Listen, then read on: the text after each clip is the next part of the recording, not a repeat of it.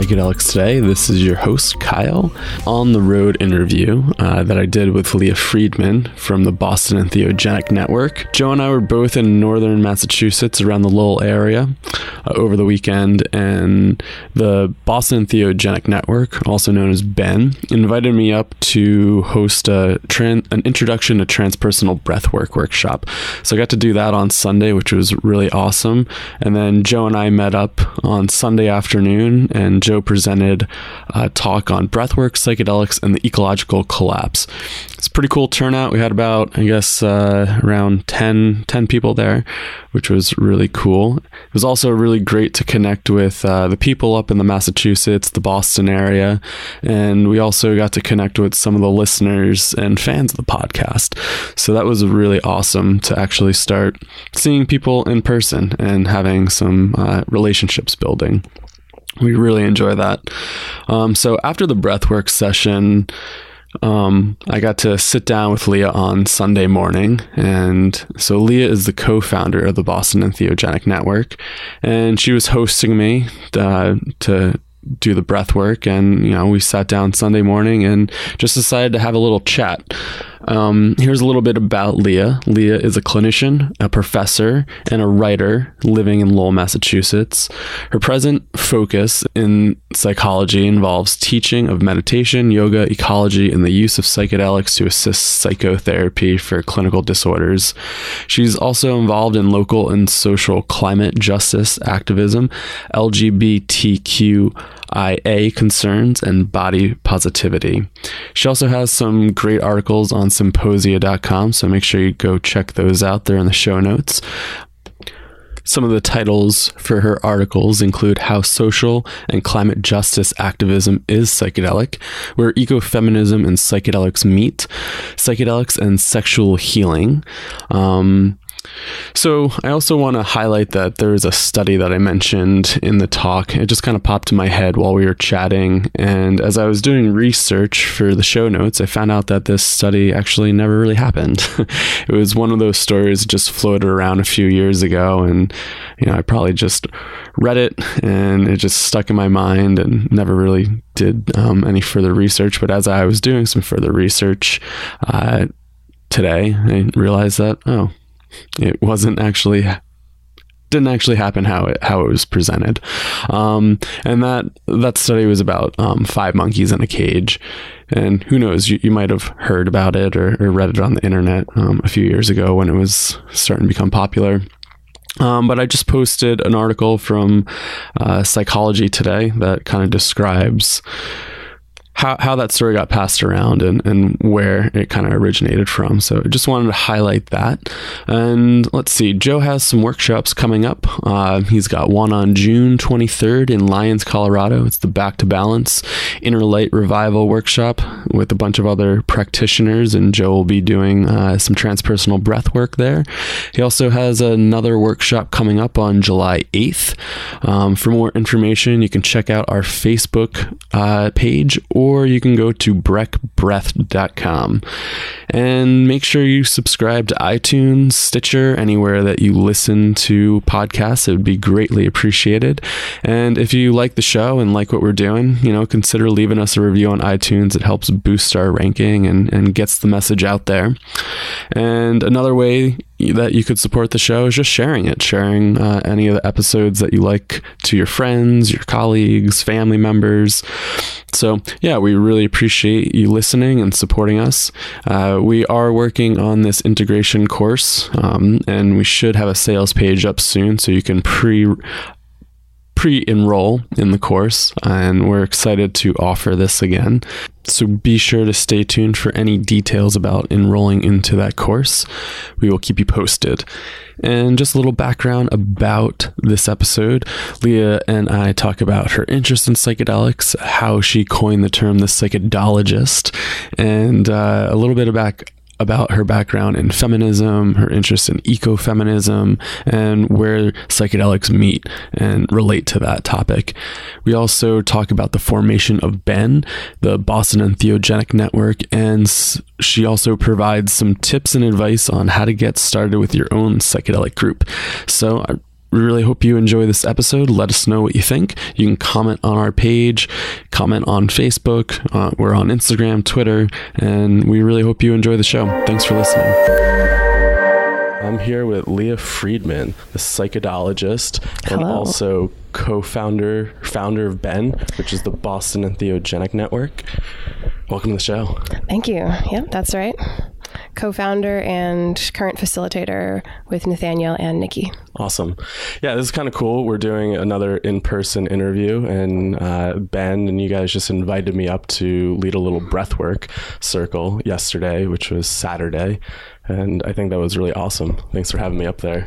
Oh, no, thank you so much for making the drive. The turnout was great, and everyone really enjoyed your practice. It was my first time actually witnessing a full out, and it was abbreviated at best, right? Yeah, it was an hour, usually 3 hours. But yeah, it was really a good opportunity for the group to share an experience of elevation together. Yeah. Thanks for facilitating, helping out with that. So let's jump in a little bit about your background. How'd you get started in doing some psychedelic research or terming the psychedelogist? Well, the psychedelogist was birthed when I was traveling in Southeast Asia last year. And I was couch surfing, renting rooms from local people, and just trying to immerse myself in different cultures. I started doing that a few years ago when I graduated from college, from my master's, and thought, all right, next step, PhD, what do I need to do that? And it was just the next rung of the ladder, moving on and on in the same direction. But the limit, is that you only see forward, you don't see what's on either side. So having an experience of not being a good fit in my first job out of my master's, I decided that I should visit a passion I'd had all my life, which was to travel and see the ways that other people live, and be open to the possibilities that I could live another way. So my travels took me to Costa Rica, and that was when I saw a holistic approach at wellness that was highly integrated with nature and with one's community. And that just continued to blow my mind. The following year, went to Asia. And in Bali, I was designing an online course because I teach online courses as an adjunct psychology professor. Cool. Yep, teach at Bunker Hill and sometimes at LaSalle College and sometimes at Nashua Community College. And as I designed that course, I was just visiting the local meditation space and yoga studio and just eating with the local food, meeting people in the street, things like that, seeing other ways that people spend their time. And I went to Vietnam shortly after that, and this girl had said I could stay with her. As it turned out, they were approaching the Tet holiday, which is a week-long, nobody works, everyone's with their family celebrating. That's in February. So her family went away, and I had this whole apartment to myself in Dalat. I was living in this mountain city in this apartment all on my own. That's kind of cool. Yeah, it was surprising. And I was okay, how can I find the place where I am between all these different fields and areas? And I realized that psychedelics and altered states are of interest to me, and I think that pose a potential benefit to the world that the world needs, and it needs discerning and responsible use that has some purpose. Not that recreational use is not important. I think that experiences of any kind can be integrated to be useful for not just ourselves, but for all of humanity. So where does everything meet? Oh, psychology, psychedelics, and culture. Psychedology. So that's when the idea was birthed. And since then, I've sought to connect with my community in the psychedelic way by bringing people together who share in these experiences for us to have a container to talk about them and discuss them. When you were doing your graduate degree, did you have any interest in psychedelics? Did you think about I want to do either research or get involved, or did it kind of form while you were traveling? Yeah, no. I had no interest in psychedelics at all. I wouldn't have known the difference between a psychedelic and any other sort of drug, other than what I learned, which was just base pharmacological action was different. Mm-hmm. I associated psychedelics as much as potential abuse drugs than anything else. But I ended up dating someone who was into exploring the realms of consciousness. He was into Vipassana and reading Graham Hancock. And nice. Yeah. So that was what first piqued my interest. I had never had any experiences like that before. Cool. Yeah. And I remember we met, I think in 2015 at Symposia. Yeah. Their second conference that they had over in Amherst. Yeah. You spoke at that, didn't you? Yeah. I gave a little talk on breathwork, psychedelics, and the near-death experience. Yeah. You spoke about yours too. Yeah. I remember. Yeah. I was really moved by that. I considered it an academic conference. It was. There was a lot of great information, a lot of academic people. And I hadn't heard someone like deliver information by like first starting with their story. Yeah. Yeah, it was a really cool conference because of that. Everybody had like their storytelling event. And I think to get these stories out there is really important. And also to have people witness a powerful, life-changing story like that. It's really healing sometimes. So, yeah, they did a wonderful job with that. But cool. So where are you at now? Are you doing any integration work, or what are you doing with Ben? Yeah, Ben's doing a lot. Ben is a network, and the leaders are here to facilitate whatever the members in the network wants to do. So we're open to how the group wants to shape itself. We don't condone or facilitate illegal activity of any kind, but talking about and integrating past experiences people have had is still within the realms of the law, thankfully. So we've had integration circles. So far, like overwhelmingly positive response. I think the integration of any sort of life event is important, and sometimes we come together to integrate, and things that have nothing to do with altered states come up, and that's all part of it, because our life is just a interwoven rug of all these different threads of experience. Mm-hmm. Yeah, that's a great point.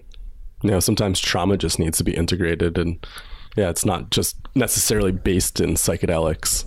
Yeah. I think before even working to integrate, we have to recognize what is there that hasn't been integrated. Mm-hmm. And that starts with looking at yourself. So that's why I like practices such as breath work or meditation, when we can develop that ability to look within. Yeah.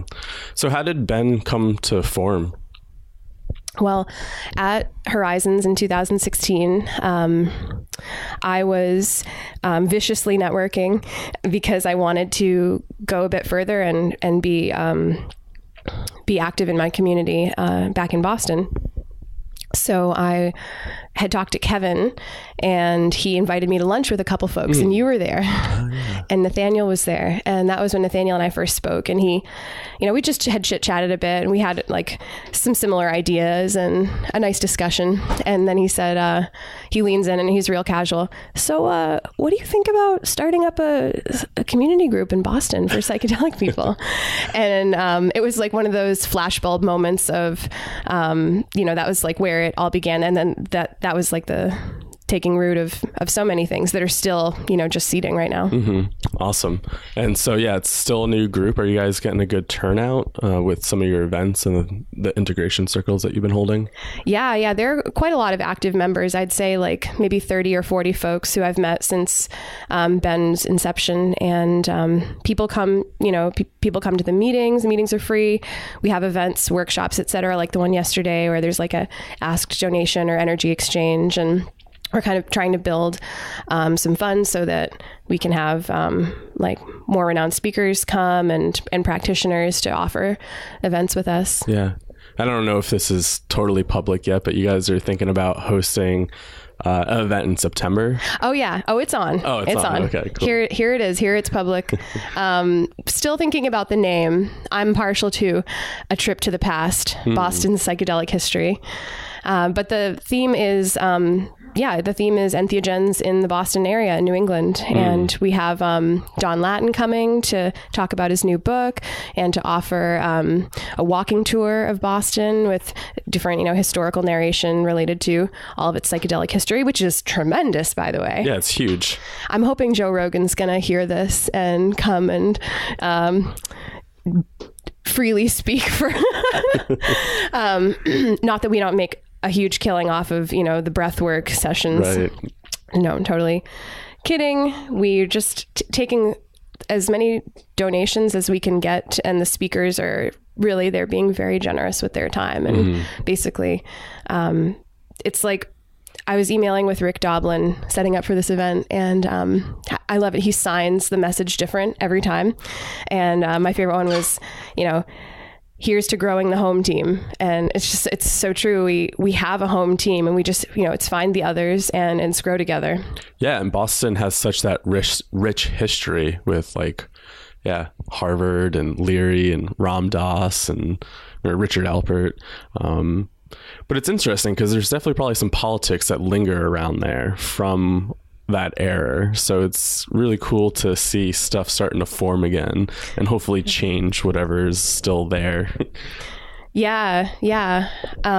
It's a tricky time. We have to be very mindful of what's going on in the trend of this movement. Just like, imagine if MDMA hadn't hit the street with like such a force, and if it had just kind of stayed under the radar, like how it would be decades of use in couples therapy right now, the advancements that could have been made, and the divorce rates so high, and depression, etc. Like, what if? So I do see, in this community, most people are being cautious not to like drop the ball and have, give psychedelics a bad name. I mean, they've already got a bad name, but like show people what they want to believe is true, that this is dangerous stuff. And like, something powerful and life-changing can be dangerous, but it's all in how you use it. And I think this is could be the saving grace for the danger that we're in. Mm-hmm. Yeah, definitely. What do you think the overall mission for Ben is? Like your vision? Wait, let's finish talking about the event so I can look up the exact wording of the mission, because it has a lot of adjectives, nouns, and articles. In addition to Don Lattin, we're going to have Bill Richards. Ooh, nice. Yep, speaking about his book. And we actually need volunteers to help coordinate this event and help get things going. So if anyone's interested, they can contact me. You'll give my contact at the end, right? Yeah. Cool. And then, Rick Doblin's going to grace us as well, being a local. He's part. I always forget he's from the area since MAPS is based out of Santa Cruz. But that's cool. Good old Boston. We're going to have, hopefully we'll have a psychedelic storytelling on Friday night. And then... Will that be with Symposia? I think so. Yeah, I hope so. I love Symposia. We have got a member in the group who's done other storytelling events. So we're also trying to figure out if there could be like a monthly like moth like themed. Oh, cool. Yeah. Because, the stories are so important. Yeah. So probably just like a storytelling mixer Friday night. And then Saturday, tentatively, we've got the walking tour will be in the morning, and that's like limited. The number of people that can go is limited, and that one will cost a bit more energy exchange for that one. And then in the afternoon, book talk, and at least 2 authors, at least Don Lattin and Bill Richards, maybe a few surprises. And then maybe we're going to fit in a breathwork somewhere, eh? How might that be? That would be cool. Yeah. If we can fit it in the schedule and figure out how to work it. Yeah. I think it can work. And then Sunday we'll do like speakers and then a panel. I think I'm going to moderate a panel of everyone, and also hoping for somebody from the Women's Visionary Council, or just another like local psychedelic woman or similar. That would be cool to add some other hormones to the panel of guys. Yeah, definitely. Which is important. Yeah, I think we've been doing a fair share of trying to get women on the show, which is really great. And I remember when I was at the MDMA training for the 1 week, and I think Annie Mythhofer said like the future, like the women are the future of the psychedelic movement. And I believe it. It's like the medicine holders and connected with earth and all that. So yeah, and I read a really great article the other day. So funny that you just said that, because here we go. It was like why it's exclusionary to say women are the future. And I love the shifting public awareness of the paradigm of sex and gender, and there are a lot of ways to be a woman and a lot of ways to be a man. And so I think that we can make this movement more inclusive without calling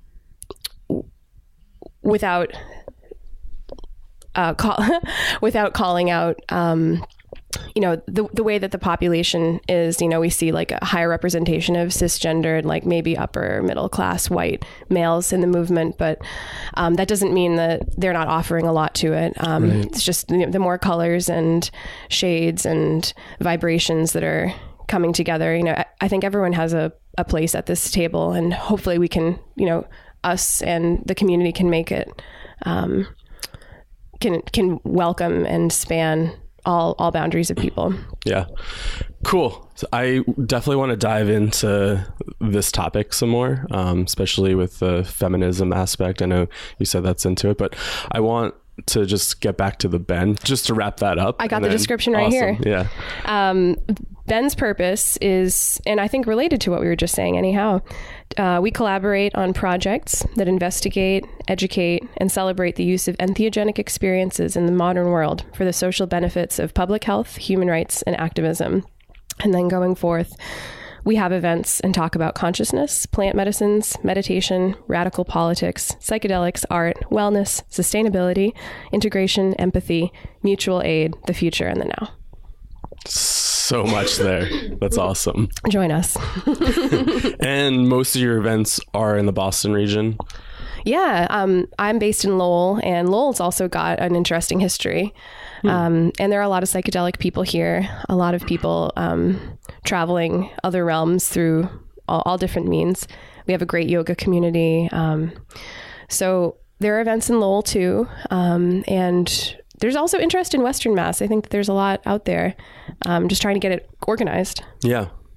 Which is, I think, part of what you're doing, trying to get the voice out there and let it be known that this work is happening. Mm-hmm. Yeah, people are surprised. I had no idea there was something like this. Because it's like the scheduling, makes people think that we can't even talk about this. It's like the experiment with the bananas that you talked about almost. Oh, last night. Yeah. Yeah. Yeah, just to give a little background, we were talking about, I guess, the role maybe of like epigenetics. And I was explaining that there is a study done where they're showing how behavior gets passed down. And so there's this study where these monkeys, there's a banana on top of a ladder, and every time a monkey went up to grab the banana, they would either get shocked or get water splashed on them. And then so whenever a monkey would go up, the whole group would get angry, because it was like if one person did it, the whole group would get affected. And then so over time, like they said, the monkeys were thinking, if anybody goes up there, they're going to get like a consequence. And so the monkeys actually just started kind of beating each other up if they went for the banana. So then they started taking the old monkeys out and replacing them with new monkeys. So over time, you just have this whole new kind of generation of monkeys. And no one's actually been shocked or had water splashed. Exactly. It's just kind of reinforced in their behavior, or their beliefs that I shouldn't go touch the banana. Something's going to happen. Not too sure what's going to happen, but I should try and dig it up, and maybe I can put it in the show notes. Yeah. It was a while ago. It was a few years ago, but yeah, we're still shocking monkeys to prove that humans are a little foolish, a little silly. Yeah. Well, that reminds me of feminism on its own, that like, for example, women don't consider not wearing a bra sometimes. Just not even a possibility. And that's because women's breasts are illegal. They're illegal to show in public. And I think that a lot of confusion and derailment comes up when people are like, well, I'm not going to walk around nude. Like, why should I petition for this? But it's the concept of like illegalizing, or like saying that a person's body is indecent or pornographic, that breasts cannot be shown online. Now, naturally, there's the way that our bodies are depicted by the media has a great effect on this, as well as the conditioning from our parents and more conservative generations. I think that you can be conservative and recognize that everybody has a naked body underneath their clothing, mm-hmm. and there's no reason to shame or illegalize something that's the way natural. someone's born. Yeah. We're born into the world naked and we're going to die naked in some sense. Yeah. It's kind of absurd, but I guess we're that culture of monkeys that haven't touched the banana yet. And so we've learned over time just not to go there because it's taboo. Yeah. Yeah, but ultimately the punishment is going to come from all of us starving if we don't go up and get those bananas. Right. They're staring us. Yeah. So yeah, let's dive in a little bit about where psychedelics and feminism meet. Yeah. Where do they meet? Or what's your interest in feminism? Yeah. Well, I think we should clarify what we're talking about here, because there are a lot of misunderstandings, and I don't attempt to speak for all of feminism, but I will speak to what there's a lot of different subgroups and different theories out there. Yep. Just like in the psychedelic movement, there are different ways that people come to it. For me, it means that no one is excluded or included or treated differently based on anything about their demographic. So that means that if someone's given a different opportunity based on something about them, some way that they were born or something that happened during their life, that's unfair and doesn't make sense. And I think feminism when I see something happening that I think is good, it's usually to change those unfair dynamics of power to make it more equitable, which is beneficial for the entire civilization, for the singularity. Yeah. It's a great definition. Great overview.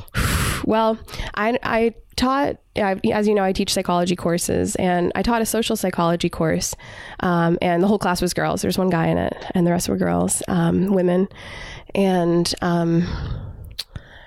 it's hard to talk about these things when there's so many like articles that go viral that are like hashtag I don't need feminism because, and it's like, I think that being able to sit down and talk to somebody about what you mean makes a difference, and these divisions get formed. And my class was there were like there was polarization going on when these controversial topics of privilege and whatnot would come up. Some of the students wrote in responses to essay questions, I don't think privilege is a thing, or I don't think it's important. And I have one-on-one cringe. But just I imagine that one's life experience and our story is the most powerful way that we interpret reality. That's just what we're going to ground and compare everything to. So it's a testament to the life experiences they've had, like not the sort of love or intelligence that they're capable of.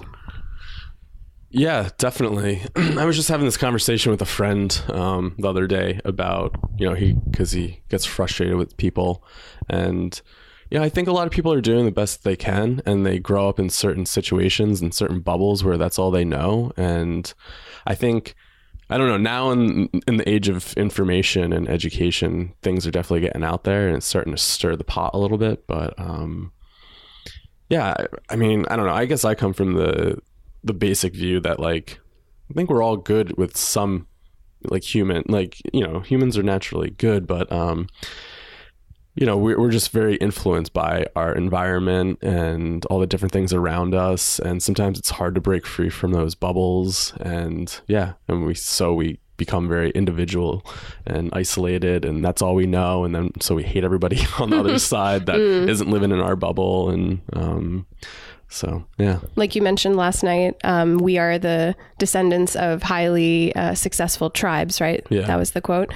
Yeah, I think one of the reasons most teachers hate teaching 101. It's like the last course that, they'll send out the email, SOS, we need 3 teachers for Psych 101. Yeah. Air silence. And then me, give them all to me. Yeah. I love teaching 101 because we get to learn about all the different perspectives, and they all have a part. And I think that what we're getting at in a way is evolutionary psychology, or evolution in general, that in the previous conditions, it was highly beneficial to our species to form judgments and to be able to discriminate, because discriminate means tell the difference, and to be like open-hearted to everybody in a time when there's like you're predator or prey, and you have to stick with your clan, those that are like you. It's just that now humans are all like each other, and we don't have to recognize differences in other humans because, well, the more similarities we can recognize, I think that the more chance we stand to survive, and we're realizing that. Yeah, and I think with technology and people connecting across the world, yeah, it's definitely opening up people's eyes and being like, oh, wow, we're all kind of similar in some sense. So, yeah. We're living definitely in an interesting time. Mm-hmm. Yeah. So you wrote a piece on Symposia about ecofeminism. Yeah. Can you explain a little bit about that and what that piece was about? Yeah. I interviewed Zoe Helena from Cosmic Sister. And so the piece was an interview on where ecofeminism and psychedelics meet. That was the name. And we went into some of the work Cosmic Sister does with providing, with searching for grants and fundraising so that women who are leaders in their community can travel down to Peru and participate in a traditional ayahuasca ceremony or a series. And what's the point of that? So that was what I started in with, actually. This is why I like talking to people one-on-one, is because you can go for it without, you don't want to put somebody on the spot in front of a bunch, but I, in a way, put Zoe on the spot and why do we need to go into the jungle now? How does it even matter? Look at the world out here. Shouldn't we be doing our work out here? And she, brilliantly went into no, that's where the work starts. Because of the, the nodes that each person who can transmit a message and who can have influence, we all have influence over the people around us. So the more people heal from trauma and discover the bigger picture and how effective they can be in changing the systems that have led to this ecological devastation that we're facing, then that's for everybody, and that's the most important work. Yeah. That's great. I just saw somebody post something about having to go through heaven. You need to go through the underworld, and maybe that is part of it, going to the jungle, learning the information and bringing it back. But can you describe what ecofeminism is? Yeah. In my understanding, previously I described how feminism, I think, seeks to make everyone have a shot and everyone be treated with the same respect and dignity, not depending on anything having to do with their demographic. So ecofeminism sweeps to include the animals and the plant kingdom and the fungi and the perspective that if we can all come and see things together, that we'll notice the human race and the animal and plants, the interconnectedness and the interdependence. And so if people start to shift that mindset, then everyone can ultimately be free and survive, and we can keep on progressing. And the psychedelics meet there with the plant medicine specifically? Yeah. Well, it's a good question. That's Zoe's sweet spot. You guys are going to have her on the show at some point, right? Yeah, we were supposed to, and then we had to reschedule. So we'll probably dive a little bit deeper in with her. She and I had incredible conversations leading up to that interview, just to see what was the most important thing to convey and to get to know each other. And wow, she's had a lot of incredible life experiences and has a lot of wisdom to share. So I'll leave that one to her, where they meet. They meet with Cosmic Sister, basically. Cool. For anybody that doesn't know what Cosmic Sister is, could you give a little brief background? I know we'll probably dive into that a little bit more when we have Zoe on the show, but... Yeah. Well, Zoe founded Cosmic Sister to provide women in the industry with a positive forum to support each other, to be proactive, and a sisterhood within what she had seen was a very unethical business industry. Even the natural products industry that she worked in was male dominated, and just lots of patriarchy that she experienced and recognized. So when she left that, she wanted to provide support to for women to expand and women who had been through marginalization, for various reasons, to lift up and to lift each other up. Mm-hmm. So, but another part of her work is ecological preservation and specifically animals and endangered species of all kinds. Wonderful. Do you feel like there's a good representation of women in the psychedelic field? Well, okay, no, I'm not going to think about if it's yes or no. No, but now let me think about what to say.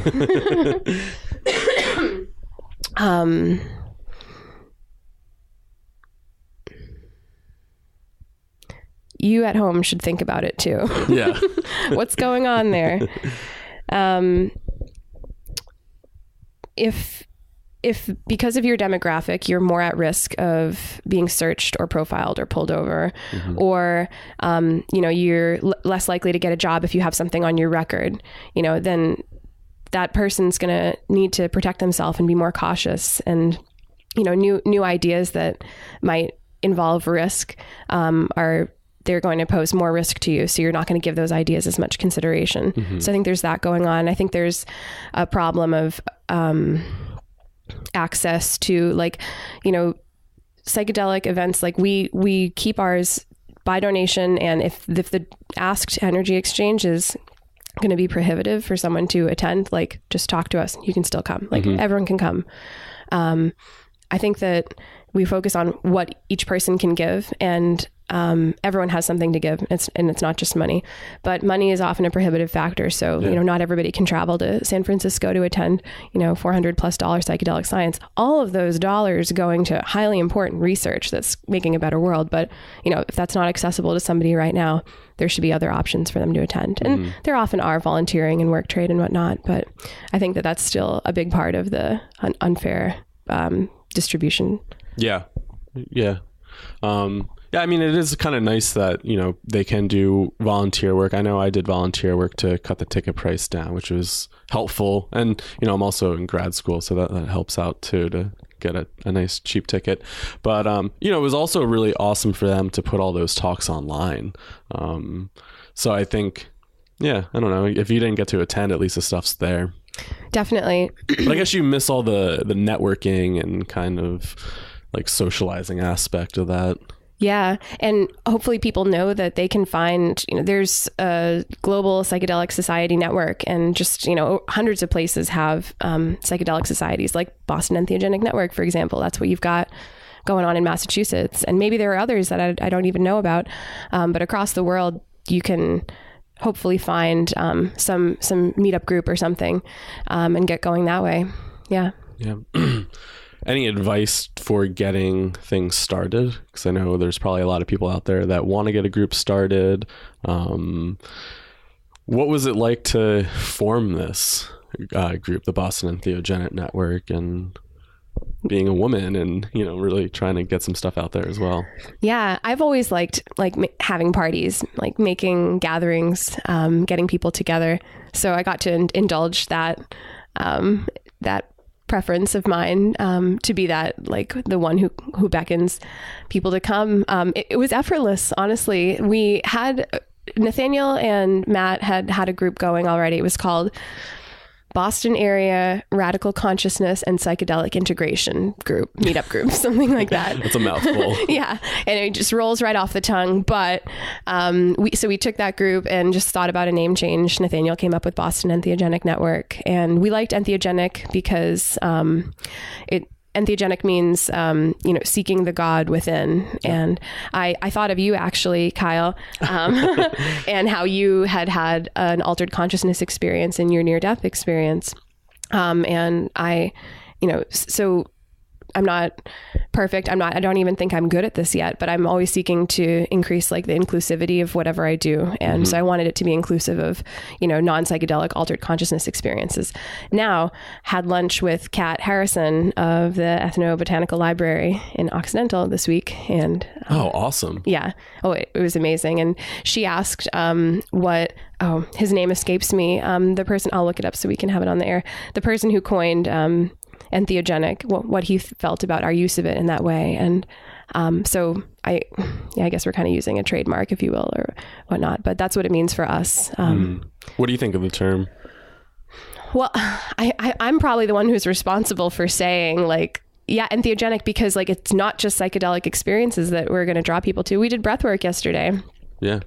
And, breath work is like a very deep journey that's available to you every second. It's available to everybody, everybody who can breathe, who still has, clean air to breathe.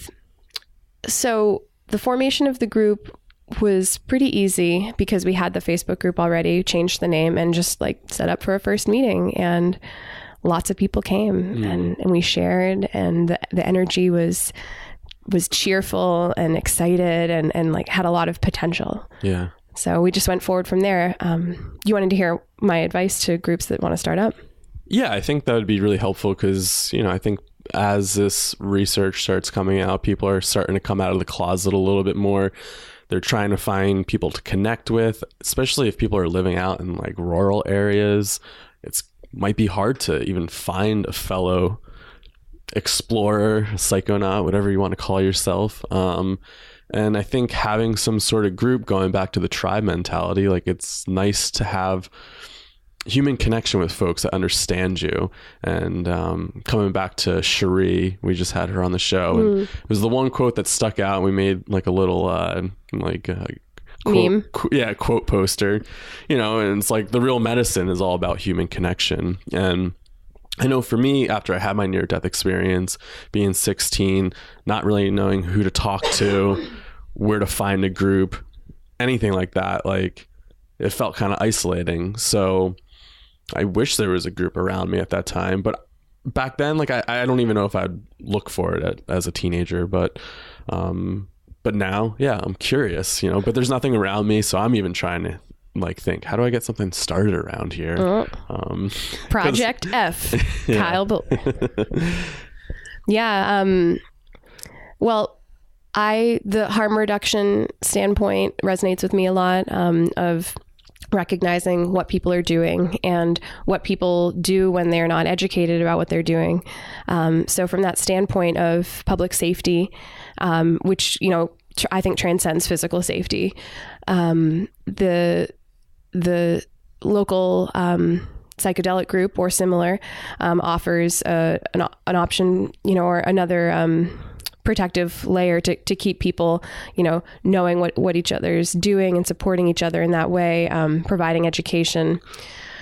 I wanted to say, did you ask me a direct question? Well, just like any advice on how to get any groups started if people are interested. Oh, I know. I was going to say, if you're worried, if you're thinking, how great it would be to have a psychedelic meetup group in Bangor, Maine. They probably have one already. Well, maybe not. Hey, Bangor. You need a psychedelic society.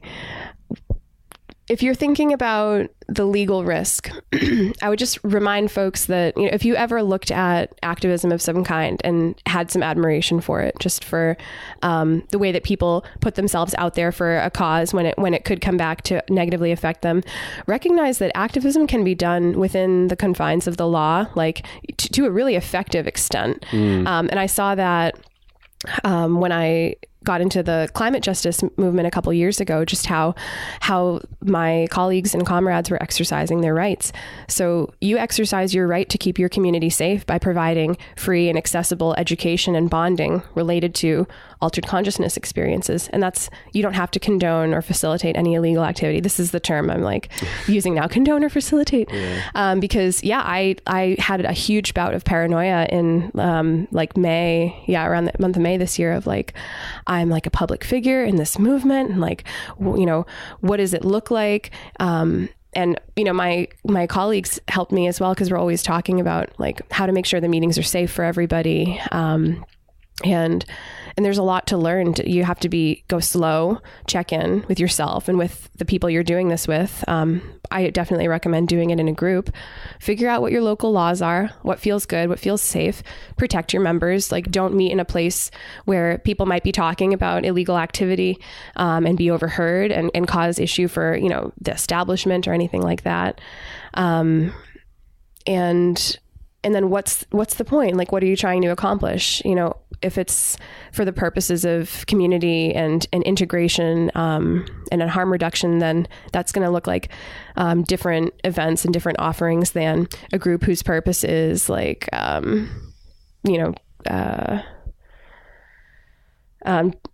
forwarding like a research agenda, right, or like support for decriminalization or something. And there's a need for all those kinds of groups. It should be based on who's in the group. Yeah. Coming back to safety and stuff like that, I would assume, you know, I talk about psychedelics with folks because, you know, obviously we have this podcast and it's just my interest. But people think that, you know, I use that a lot, and I really don't. And wait, they think that you use what? Like psychedelics often. Oh, you know, you don't? No, not really. Just kidding. Breath work is, you know, mostly my thing now. And, but for people like, I'm like, oh, I'm going to a psychedelic conference or a psychedelic meetup. And were you guys all on a trip together? And everybody thinks we're all doing drugs together, which is not the case. It's just a lot of deep conversation. Are there people that have ever showed up asking about substances, asking or coming intoxicated, thinking that that's what's going on there? No, that hasn't happened. Awesome. We modeled our group traditions after AA, some of them, and so in reference to that, it's, you know, if someone shows up under the influence of something at the meeting, they won't, you know, just be like kicked out. It's not like a no tolerance policy, but the safety of the group, you know, being important, then the leaders will, you know, talk to that person. And there's no, you know, exchange of cash or substances or anything like that at our meetings, except the journey journals. And that's our little fundraiser going on now. Cool. Journals people can decorate and they can record their journeys in. So yeah, but just that. Yeah. Sometimes there's posts in the Facebook group that are like, you know, there's language that is used and it's like, okay, that might mean that, I don't know, but I could be wrong. I could be misinterpreting. Yeah. I can't find who made up the word entheogen, but I bet like 2 people listening probably know. Try to put that in the show notes. I can't think of it off the top of my head. I have to look it up. That's been one of my struggles with having come to this movement like later in life, is I haven't read some of the classic books and, you know, I don't know like the people responsible, you know, the pioneers. I don't know all of them, and I want to. I'm slowly learning. Yeah. Well, it's interesting. Like I have done a lot of reading in the past and used to know a lot more, I feel like. And now that I've shifted to being in grad school and just like thinking more clinically, and then also doing this podcast and absorbing myself into marketing and like how to do all this technological stuff, I feel like I've shifted away a little bit from reading a lot of psychedelic literature and keeping up with it in some sense, where I'm like, okay, how do I do this now? So it's interesting, like your interests shift back and forth. And, you know, I used to be really well versed in a lot of different psychedelic things. I'm like, I forgot, you know, like, because it's like, I'm doing something completely different in some sense, where I need to pour my energy into how do I make this work now. So yeah, you guys are doing great work. That was part of my realization with that I could offer the community something. I like speaking and I like having conversations. And so I thought that The Psychedologist could be a blog and a podcast. And I'm getting that underway. I've gotten some support from some people recently to start it up. Cool. But what's your experience been with that? I mean, obviously, like, learning about business is completely different than reading. The technology piece. Yeah. Everything. Marketing. Yeah. I mean, it's definitely a different way of learning, I guess. It's been difficult. It's interesting because, like, I need to, and maybe this comes back to integration and even starting a psychedelic field. It's like, I'm more, I guess, emotionally intelligent, I guess you would say, like emotional IQ, where I'm just more intuitive, and I'm not really like the technical type of person. I used to be, but I think over time I've just learned to kind of tune into myself a little bit more. And so trying to do this stuff is, I don't know, I get kind of lost. I'm like, how do I do this? Like, it's great that Joe does most of the podcast editing, and but, you know, it's been a learning process. But I think it also comes back to integrating, that I have all these experiences, and then what do you do with it? And then how do you make something work out of it? And like, I could continue to just dig into the things that I've dug into before and synthesize something else. But now I need to learn a new skill to get things out there. And so it's been a huge part of, I guess, like, integration of like, okay, what am I doing next? Like, how do I get stuff out there? I need to learn something new to move my experiences forward.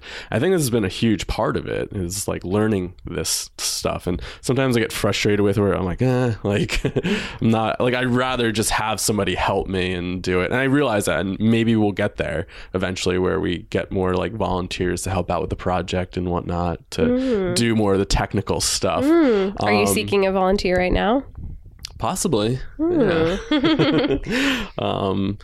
Yeah. So it's been an interesting process to kind of shift away. It's like, doing two things, like in grad school for counseling and psychology, but then also I joke around, it's like I'm doing like an MBA on the side, learning how to do the business aspect of creating an online presence and whatnot. Yeah, my dad also teaches college courses, and he bemoans how little like practical knowledge and skills the students get out of their college education. Yeah. So I think that undertaking a project on your own is like, you know, it's an even better way to learn a lot of times. Yeah, I mean, you really understand all aspects of things now, which is awesome, because then when you get to the point of needing a volunteer, you kind of understand what needs to be done. But yeah, it's just totally different from what I'm used to. But it's been cool, you know. I think we need to learn how to do different skills or develop different skills and challenge ourselves to do different things. You know, because I think part of this movement is about getting stuff out there and education, but you know, a lot of our psychonauts were just very maybe internal people and exploring our minds, and we have a hard time getting things out there, you know. Yeah. Well, or like, I think sometimes when something gets out there really easily, it has to do with money, and it's a commodity, right? And people are pushing it because they're going to get money. And in this way, you know, the movement forms more slowly, but in a stronger, more sustainable way, I think. Yeah. People just give what they can. And it's all, you know, I think though we have our disagreements in the psychedelic community, there is a common cause that I try to stay connected to. And what's that? It's freedom. It's freedom from our past trauma. It's cognitive freedom. It's spiritual freedom. And freedom from the destruction and the devastation that we wreak on our natural environment and on each other. It's using our skills and our tools for something that, you know, is real, not something that just feels good or looks good right now, but something more lasting. I like that. Seems like, yeah, spot on with what I'm thinking about too. Really? With the movement. Yeah. That's why I think that we need to source from the folks in our community. You know, people want to give and contribute and be part of this. this movement. If you're listening, you're part of the movement.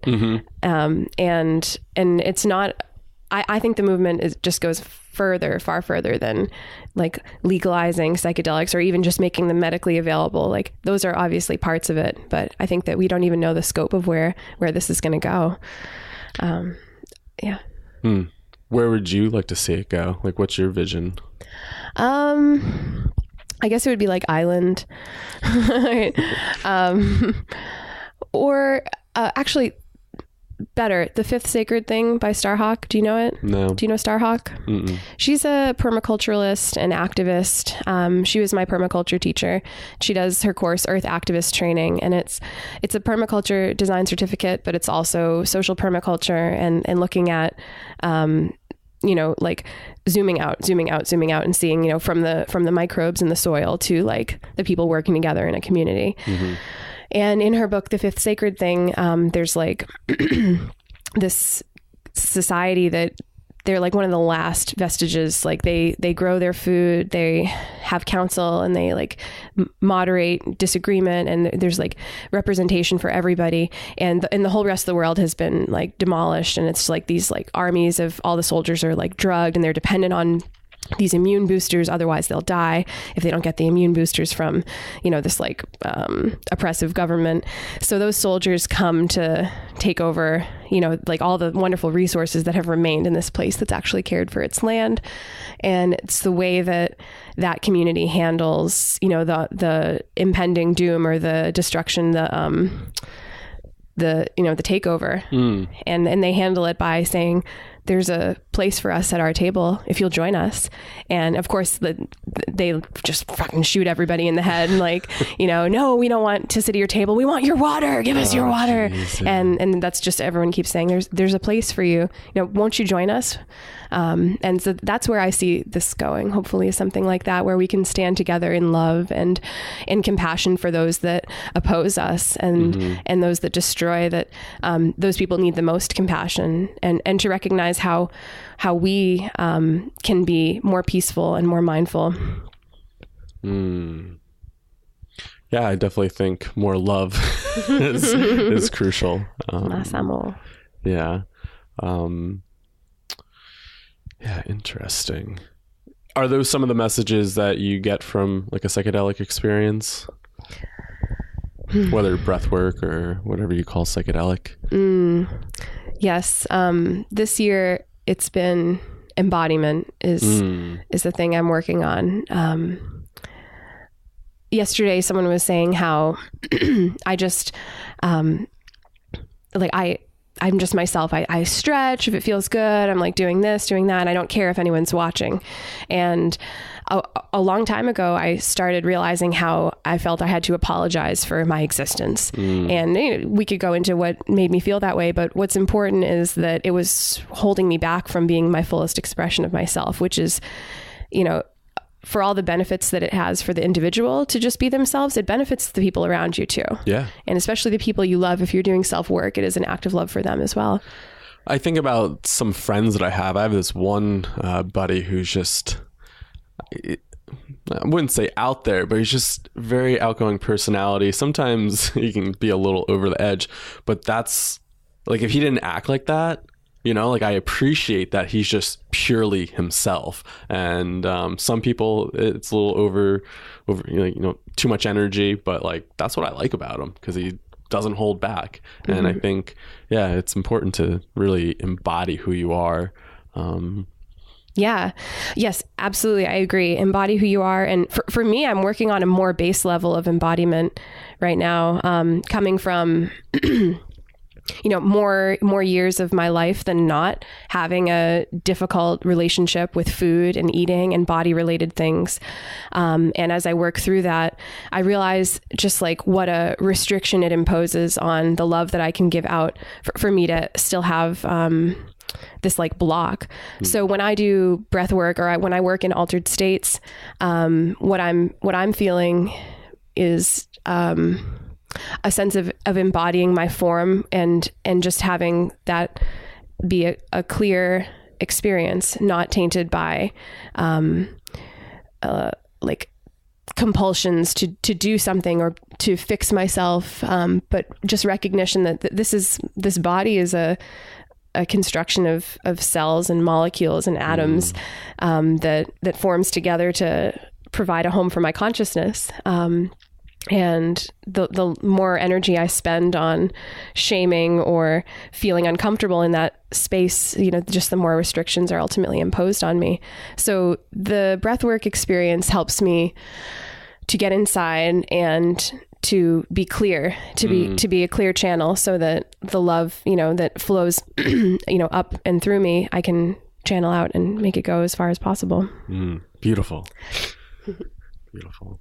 So I think we're almost about to an hour. And I'm just having some last minute thoughts of kind of wrapping things up in summary. And, I know we kind of went a little bit over the place with feminism and creating psychedelic groups, but I think it is also really related to one another with the activism, especially in the feminist movement. There's a lot of activism there, learning how to form these communities, getting the voice out, and then, especially with that ecofeminism, the nature aspect, plant medicine, and it's how do we synthesize this and then create these communities and be channels for change?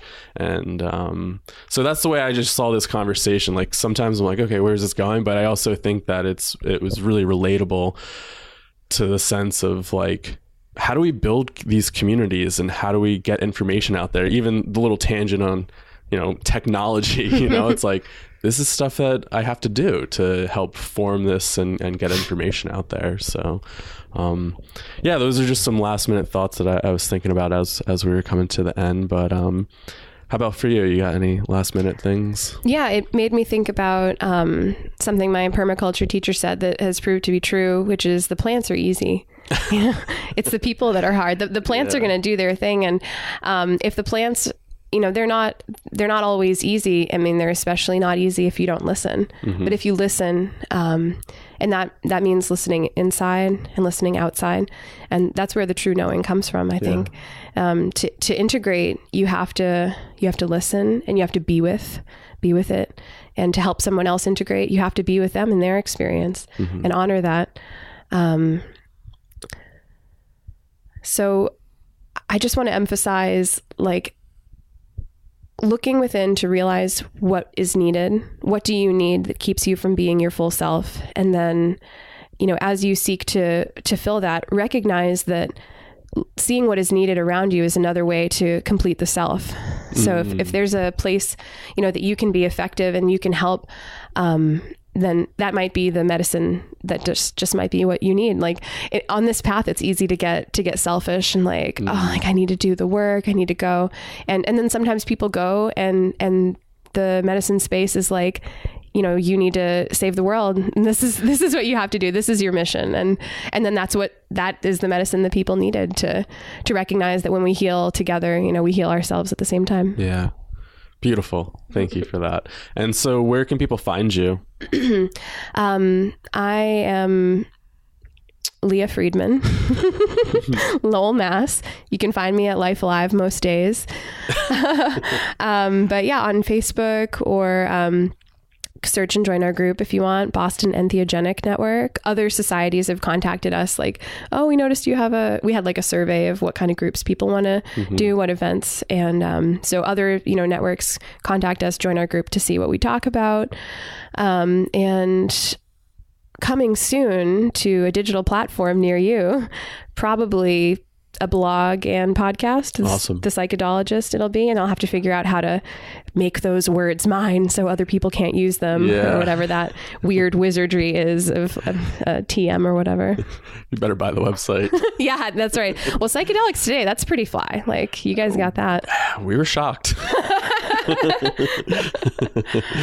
Psychedelic problem. And does Ben have a Facebook, or is it just not Facebook? Does Ben have a website or just a Facebook page? We don't have a website yet. We have a mailing list that cool. You can email us to get on it. It's bentheogenic@gmail.com. All the funny puns possible. So BENTHEOGENIC @gmail.com. Say hi. Cool. Yeah, and look out for this upcoming event in September. Sounds awesome. Yep. Oh, yeah. And then I think that we're going to have a 9/20 party in celebration of the visionary mushrooms in Lowell. Cool. Wednesday, 9/20. So that'll be a very psychedelic week indeed. Awesome. Well, thanks so much for chatting. It's been awesome. And thanks for inviting me up to do breath work. And it's cool to just be in person and continue this conversation afterwards, probably. Thank you, Kyle. Thank you for everything you've done. Thanks for holding the space for everybody yesterday. Yeah, thanks.